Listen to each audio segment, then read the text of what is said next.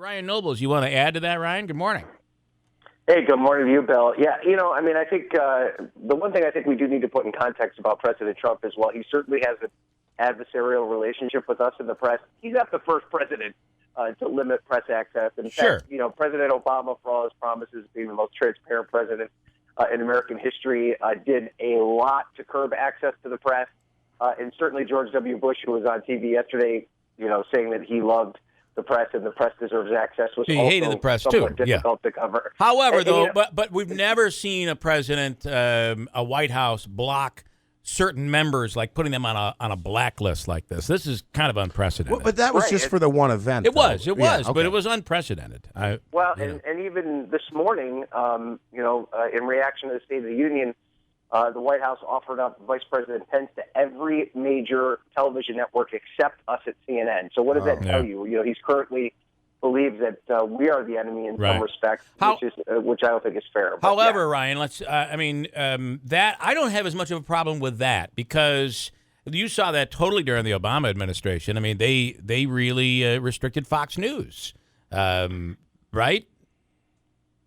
Yeah, no, I mean, there's no doubt that, White Houses will push and pull with certain media outlets that they think are friendly to them. But this is, I think, on a different level for sure. Yeah. The kind of the over-blocking of our coverage because they feel in some respect that we aren't positive. But, I don't know if you watched CNN last night and you watched the reviews of the speech. I mean, even some of the most liberal people that CNN has on its air were lauding the president's performance last night. So I think that we've attempted when we see something that's a problem to identify that, but it's not as if we're withholding praise at the times when the president deserves it. Yeah, and when these things happen, almost always they're prompted by something that the president has said or tweeted. I tweeted last night, who played the role of POTUS tonight? An imposter? Agree with policy or not, Trump was presidential. It was a great speech. I really feel that way. I thought it was very much needed last night, and I thought it was a great speech to Congress. Bill, I've been watching Donald Trump's speeches. It seems like that's been my full-time job for the past 2 years. And I think that there's no doubt that was his best performance from top to bottom. Yeah. He was strong. He was in command. He seemed to have a real understanding of the issues. But at the same time, still, which I think has been a huge criticism of him, has provided a degree of substance, talked at certain points about what he, specifically wants to do on a number of big issues. The Democratic spin this morning and last night is that, okay, it's one thing to talk about these things. Now we actually have to see him put it into place.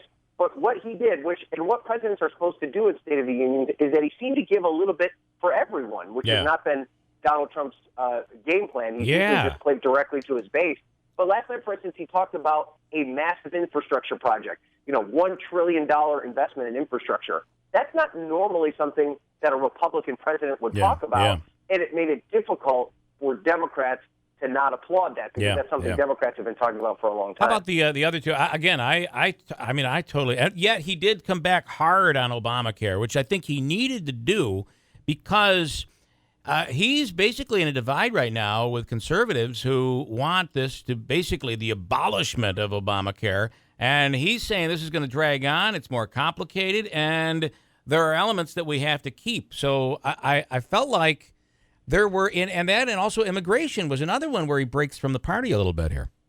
Well, I mean, I think that over the next few weeks, the story that's going to crop up here is the Republican Party just going to follow in lockstep behind their president? Yeah. He's going to propose numerous things that the base of the party is going to be very uncomfortable with. And this is going to be, I think, more than anything, the clear identification that Donald Trump is not really a Republican president, at least in the conventions of what we're accustomed to. Yeah. For instance, when he talks about his immigration plan, he ran on a hard line on immigration, which offered no path to citizenship. He wanted to deport all those that were abiding or that weren't abiding by the law. And yesterday, he floats the idea in a conversation with television news anchors that, a path to citizenship could be possible. That's polar opposite from what he ran on. Yep. And so, that's just one example. But for instance, and this was Ivanka Trump's stamp on the speech last night where he talked about paid family leave. paid family leave sounds good. It's a great program. I know I'm personally benefiting from a generous leave policy that we have at CNN with the birth of our son from a few weeks ago. But that's very expensive. And Republicans have usually been very cautious to say to business owners that you have to put in place some sort of broad leave program that allows people to spend time with their children. You can argue the merits of whether it's a good or bad thing, but it's going to come with a sacrifice of some kind. And Donald Trump, proposed that last night, and Republicans were standing and clapping. I don't think they would have done that if Barack Obama. Oh, there's no doubt about it. And it's interesting because they're trying to figure out who wrote that speech last night. And, they say Bannon had a part. Well, I think he did. I think he had a part when he was talking about Obamacare.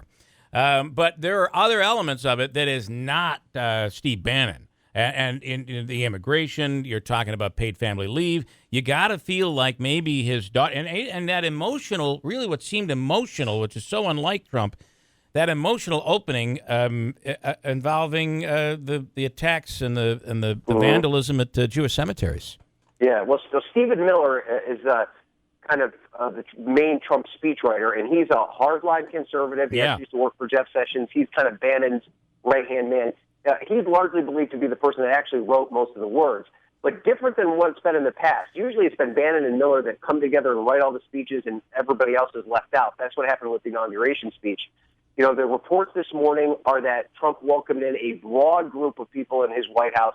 And that the other thing that I think was different from this time around was that Trump himself worked very hard on it. For the most part, Trump, his attitude when it comes to this stuff is just winging it. Yeah. And he's been able to do that because of his huge personality and his experience in front of a television camera. But he realized that this was a forum that he wasn't familiar with and he'd never been a part of. So he was sent to practice the speech in front of a teleprompter, 4 or 5 times. He was, if you saw the video last night of him on his way over, he was in the car still reading the speech a couple of times. We'd never see Trump do that. So not only were there a lot of people involved in the actual crafting of the speech, his daughter, Jared Kushner, his son-in-law, he brought in Reince Priebus, Hope Hicks, who's his strategic communications person. She was the one who's reportedly offered up the idea of beginning the speech with that kind of outreach to the Jewish community, which he's said some really kind of appalling things to a certain extent when it comes to that.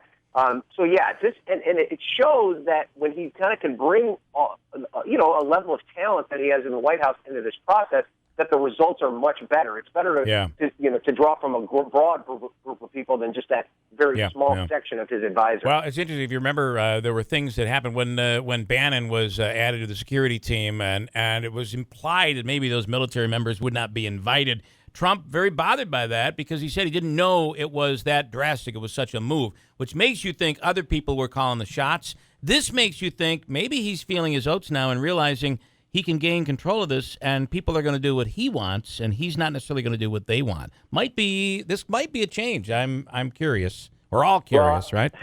I mean, I'd always be nervous about the Trump pivot because we've been talking about a Trump pivot for the past 18 months, and it's never happened. But I think more than anything, what Trump is the thing that he feeds off of is a positive perception of something that he's done. That's what matters more to him than anything else.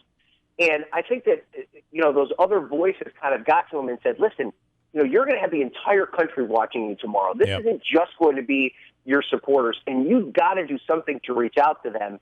And, really the bar was set pretty low for you. You don't have to do that much to put on a good performance. Yep.